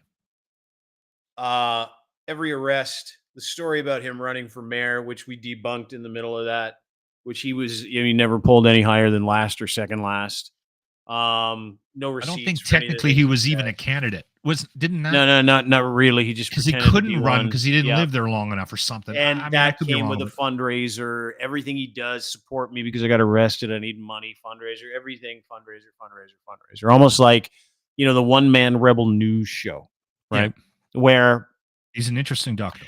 Very interesting. And to your point, he was so off the rails during the pandemic. Like one of those guys who you'd see get arrested all the time, and just to stunt on on his freedoms. But it was never about that. It was about painting himself. You know, when Russell Brand went out, Russell Brand was like, never listen to the news, never listen to the news. 3 years later, the news is like, oh, by the way, you're a pedophile. He's like, I told you, never listen to the news. It's like, he's like, it's the same thing with this, where he's like, I'm persecuted, I'm persecuted, I'm persecuted. And during those conversations, you pull out a nugget from somewhere. It's like, okay, tell me about your tax situation. And he's like, no, I don't pay taxes. Yeah. Okay. And what do you do down there? How do you make money? Are you there legally? All that other My stuff. point being, Dean, like I wanted to like make a point. We got to continue to ask questions, right? We have to. Yeah, that is, you're 100% right, but that's not what that's not what he's getting at. That's why I'm saying it's a little misplaced. It sounds a little outside of where we should be going with this conversation, just based on what happened. But again, why were we not having more conversations during that time about the impact of the lockdown on our mental health? Why were we not having more conversations about we had all these rules in place about what we could and couldn't do and how many people we could have in our fucking house and all that, but there was never any conversation about, what we could be doing health-wise to protect our immunities, right? Like, there was a lot of things we should have been doing and we didn't do them, and it was bothersome to me, like that. And totally. And you know what? You're 100% I didn't move to Costa Rica. I put the fucking mask on. I followed the rules, and I shut my mouth at times. That's not why he moved to Costa Rica either. He moved to Costa Rica because he can't get a job because he won't pay his taxes because he's indignant. And he's like, fuck the world. I know some people that moved to Mexico because they didn't want to get the vaccine. Me too. I know people who moved to Costa Rica, Bolivia. I know a dude that moved to Portugal. He's like, fuck it, I'm going to Lisbon. I'm like, for how long? He goes, I have no idea, but I hate it here. Hates Trudeau, hates all that stuff's good. Do whatever you want. I mean, no problem. But when someone tells you that they're doing something like that, generally speaking, they're doing something like that because it's attached to several other issues. Yes. And it's really convenient to go medical tyranny. But in the background, you're like, you can skip out on 5 years worth of taxes. Yeah. Or I'm wanted by the law. Yeah. So, and by the way, the story that he told about trying to escape Canada, I almost pissed my fucking pants. Don't you remember that? We talked about that on this podcast. I do now. Yeah. As he was talking about it. But I don't like. There was a whole story about who was there to pick him up too across the line. He did the part where he's like, so I just hunkered down in a snowbank. It was really cold because it was like minus 48. He almost died. He almost died. Here's the other thing too that I will say. As much as I don't like this politician, he really doesn't want to pay taxes. No. That's all I got. As much as I don't like this politician or that politician, there's also something else to be said out loud here. These, like, Justin Trudeau isn't going to shut down the banking system in Canada. I mean, we have checks and balances in place, politically in Canada and in North America, and democratic societies that don't allow. Although Trump is really pushing the envelope on the. It's getting there. To your point. No one took his bank account. The city of Calgary and the people of Calgary were not intimidated by how much power he wielded. A gang of Antifa thugs didn't show up at his house. I'm pretty sure of that. 7 times with masks on because they didn't want to get COVID. It's probably his neighbors trying to get him to move out of the neighborhood. People are going to listen to that podcast. We're kind of killing the whole point of doing the podcast to begin with. Kevin was very gracious enough to get on here. Yes, but we're allowed to share his story. It is funny. He was laughing with us. We're not shitting on the guy. I give him credit. I told you, I give him credit for showing up when he did. And this is like as being in the visitors clubhouse, dude. He's like, yeah, I'll come on. And like, good, because I want to know all about you. And we did. And that is generally the point. There's quite a few holes in the story, but again. All right, you ready for the locker room retro replay of the day?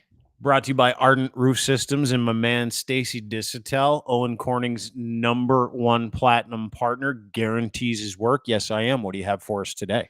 By the way, next week we are going to. I just found out about this just before we jumped on the podcast. I got an email from Stacy from Arden Roof Systems, ardenroofsystems.com to sign up for the golf tournament. But we've got we got a member of Owens Corning coming on next week. Dean, I'll get you the details, but we're going to talk a little bit about that business because they're actually sponsoring. They're very charitable. So they actually give back to the charities that the companies that they work for are a big part of. So they're a very charitable organization as well. So, and they're a big part of the golf tournament. So we're going to be talking with Jonathan.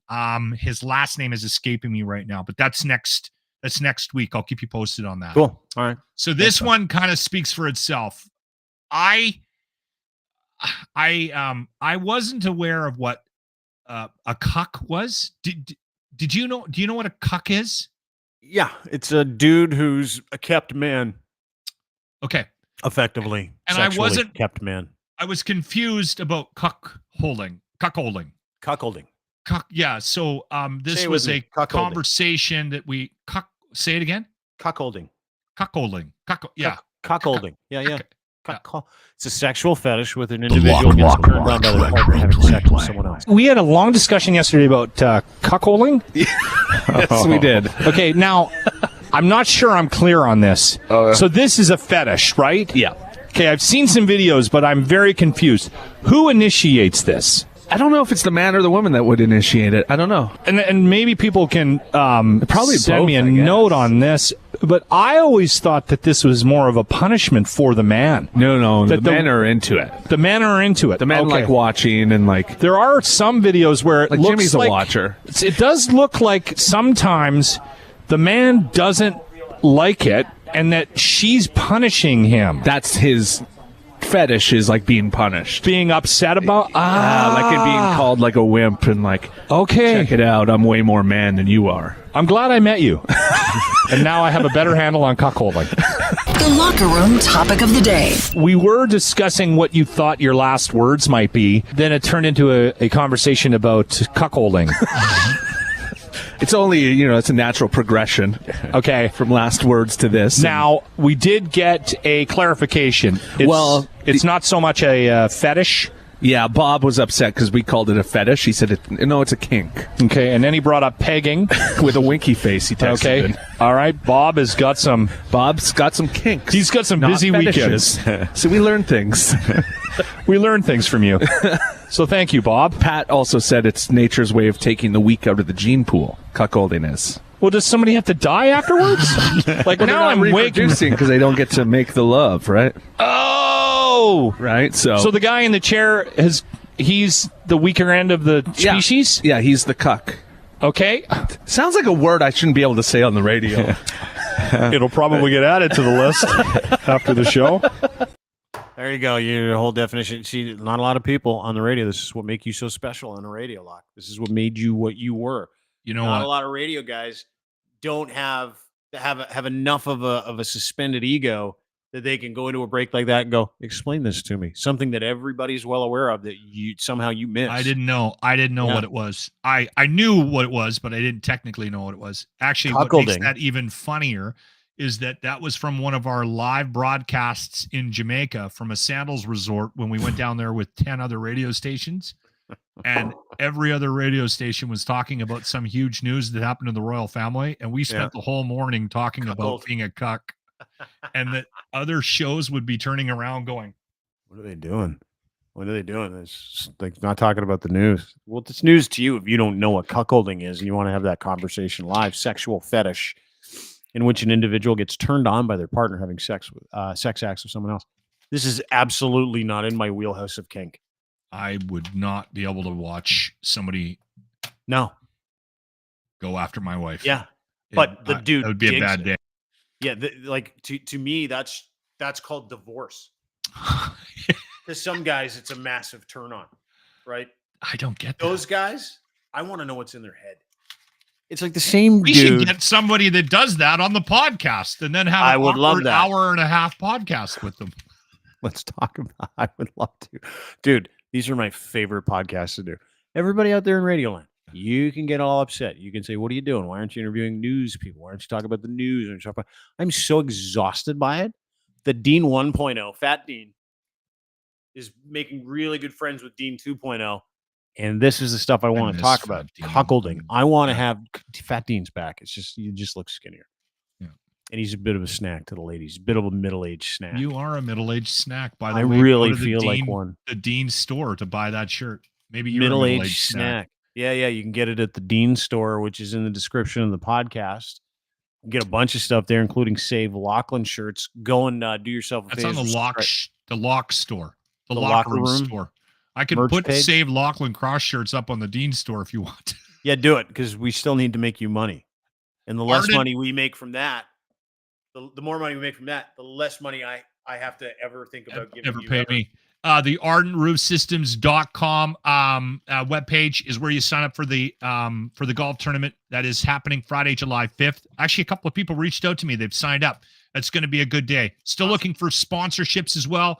Dean's coming out. He's golfing with us. So he's booking his flight tonight.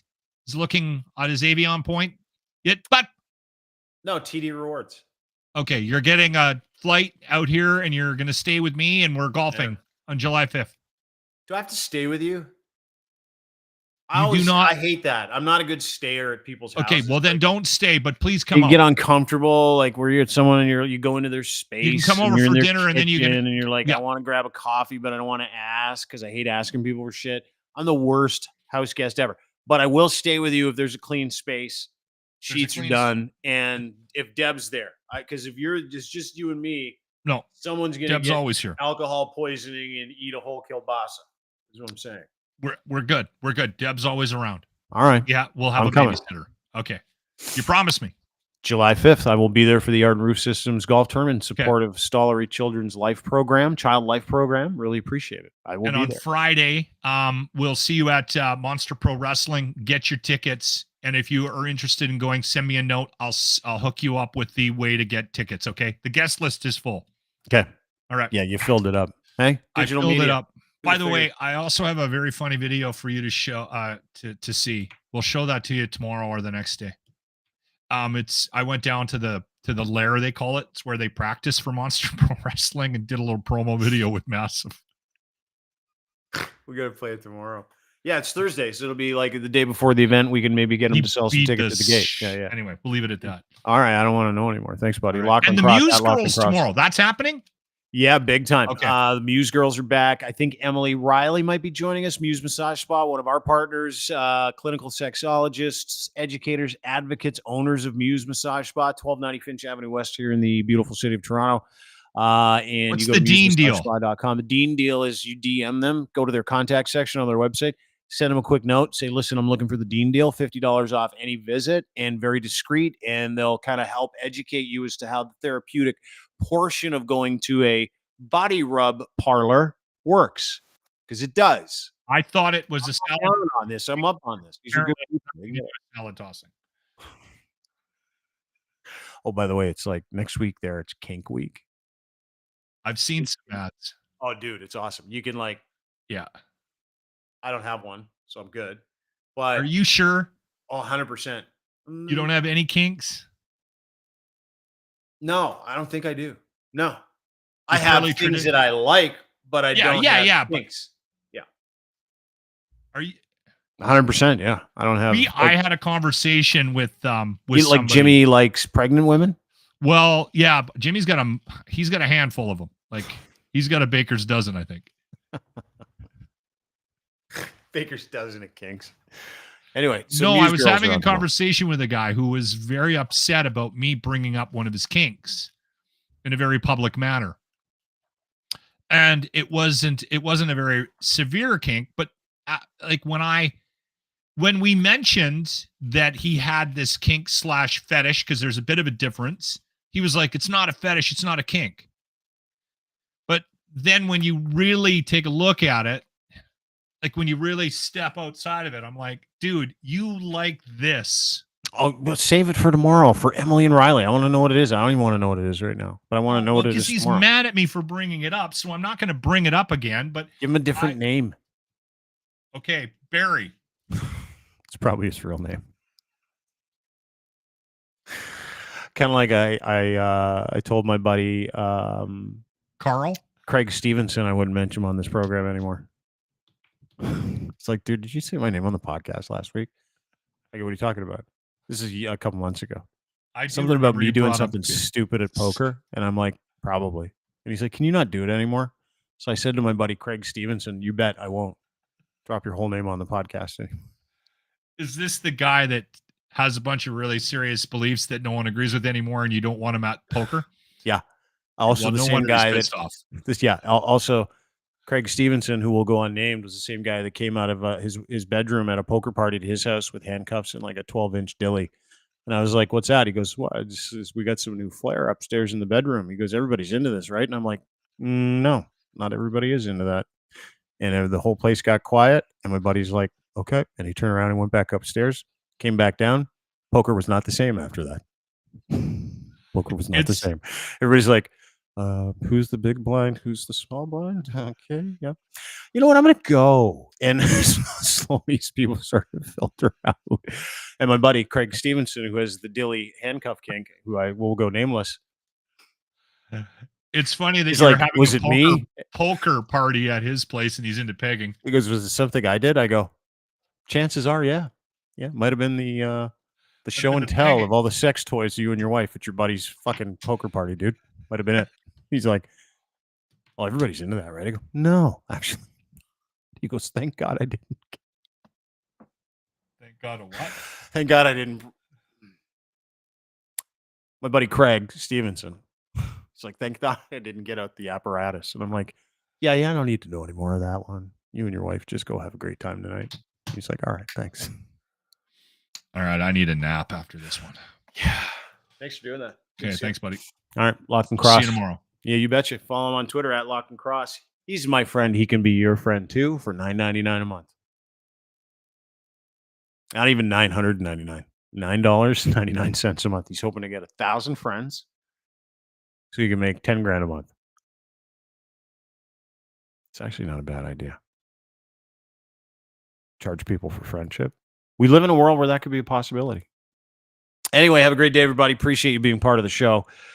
As always, brought to you by our very good friends at Rome Auto. Looking for a car? Don't want to buy one? Only got a certain amount of money you spend a month? Don't want to put a big chunk down? Don't want a 7 to 10 year lease? You don't need one. Drive on your own terms with my friends at Rome.auto, a car subscription company called Rome is in the Greater Toronto area. They just launched, and right now you can roam with my friends at Rome. Rome with Dean is your promo code, $150 off your first month, home delivery of that vehicle, flexible monthly plans, no lease or interest payments. Here's the deal. This is why it's so awesome. That one payment, you can browse any car you want. They got Teslas, Beamers, Hyundais, Fords. They got it all. You can browse cars. You get insurance, routine maintenance, roadside assistance included. The only thing you pay for is fuel. And when you're done with it, you simply hand it in. Yeah, almost like on par. In fact, it's cheaper. If you factor in routine maintenance, insurance on a monthly basis, this is a cheaper option to get into a car and a risk-free option to get out of that car. And these good people, my friends Julie, Christelle, everybody over at Rome, a burgeoning little business car subscription company. It is going to take over the country. It is going to take over this city. Featured in BlogTO, Yahoo, Benzinga, CBC, 4.9 stars on Google. Thousands of happy drivers. Rome with Dean is your promo code. Go to Rome.auto for more details. Sign up today. Get $150 off your first month. Hey, my friend Colin makes torque wrenches, by the way. I don't know if anybody knows this.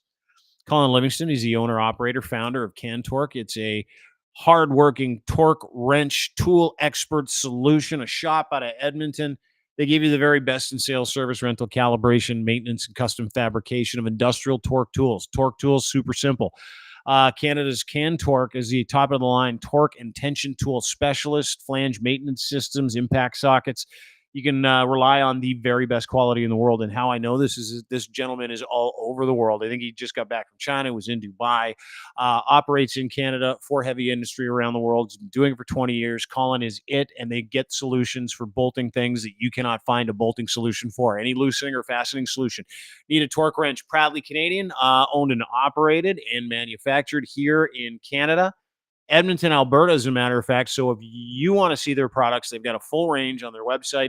Go to cantorque.com for more information. Products, services, news, podcasts. You can check out his podcast called Talking Torque. You can become a distributor as well. So check them out today. Also brought to you by our friends at faktChek'd. Do you believe what you read, see, hear, feel, touch, videos, pictures, everything's misrepresented? People lie, torque stories. We just went through it with a Reuters story, and our friend Kevin J. Johnson, who was like, hey, this is Klaus Schwab said this. Well, we just dummied that real quick. But why bother doing it yourself when there is tech and software available to break the tie, to prove a point, and to correct the record? Go to faktChek'd.io today. Sign up for their beta test. Very robust. It gives you a full imprint of whatever it is that came from social media that supported that information. It gives you actual sources to combat disinformation. It also scores and verifies the information that you're reading from thousands of sources, all in real time. You cannot miss with this. Give yourself agency over what you read. Join the faktChek'd beta team today, faktChek'd.io. Go to faktChek'd.io, faktChek'd.io today. And we're brought to you by my friends at Muse Massage Spa. We just gave them a big pump, so we're going to give them a little pump at the end here too. Emily and Riley are lovely people. They've got an incredible operation called Muse Massage Spa. It's at 1290 Finch Avenue West, Unit 13, Toronto, Ontario. Check out their website today, brand new, musemassagespA.com. And you can also get a little deal from them. Go to the contact area, send them a DM, say, hey, listen, Dean told me I could get a special deal. What's the deal? They'll walk you through it. They'll bring you down to the spa. They'll give you a very discreet, actual therapeutic session. Check their schedule, choose your muse, and download their podcast. Activists in the sex work industry, sexologists and educators, these women are on it. Emily and Riley, very funny, very entertaining. And they've got a podcast called Muse on the Mic where they talk about all the goings on in the Muse massage spa body parlor industry, and they dish. The Patreon aspect of it is awesome. It's totally uncensored. You can download and subscribe to their YouTube channel as well. Muse on the Mic is the name of the podcast. You can also get it at Crier Media. Very happy to have the ladies part of the network too, and partners here at Crier Media and partner of the Dean Blundell Show, Muse Massage Spa, 1290 Finch Avenue West. Ladies and gentlemen, have a great day. I didn't plan on doing that for an hour and 41 minutes, but here we are. Thanks for being part of the show. As always, we appreciate it because you can give us your time. So much more valuable than things, and you can't get your time back. So thank you. Always full of gratitude that you spent an hour or so with us today. Have a great day. Rate, subscribe. Everything we do is at YouTube as well, crier.co, YouTube, Crier Media, Dean Blundell Show. Have a nice time. See you tomorrow with the Muse, ladies. Bye.